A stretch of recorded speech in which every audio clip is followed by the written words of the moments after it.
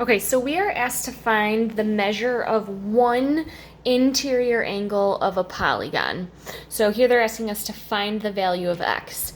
The first thing that you need to do, step one, is to figure out what is the sum of all of these angles going to be, because it's going to help us solve it.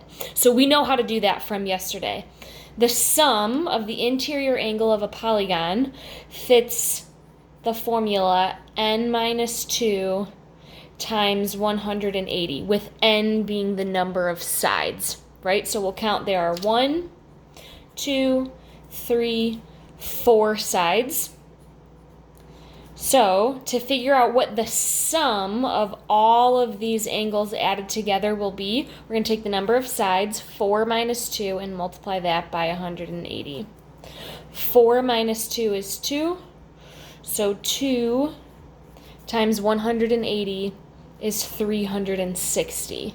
So that tells us this angle plus this angle plus this angle plus this angle is going to add together to be 360 degrees. That is super helpful for us because now we can set up an equation that represents that. So we're on to step 2, which is to write an equation.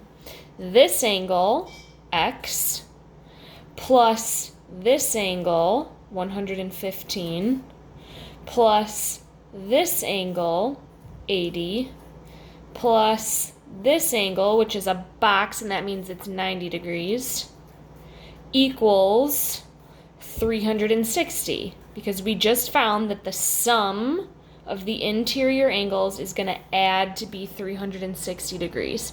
Now we just have a simple equation. We can just simplify this and solve to figure out what x is. So I'm going to simplify the left side here and ask myself, what can I combine? Well, I can add each of these together. You can just type into your calculator, what's 115 plus 80 plus 90, and when you do that, you're going to end up with 285.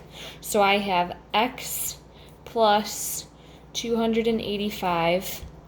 Now I'm just dropping everything else down, equals 360. Okay, so I'm just trying to figure out what x is. So I need to get rid of this 285. So I will subtract it so that it cancels to 0. But if I do that on this side, I need to do it on this side as well. So I subtract 285 from both sides. Now rewrite what you have. Bring the x down. This adds to 0, equals 360 minus 285 is 75. So that means that x, this angle, is going to be 75 degrees.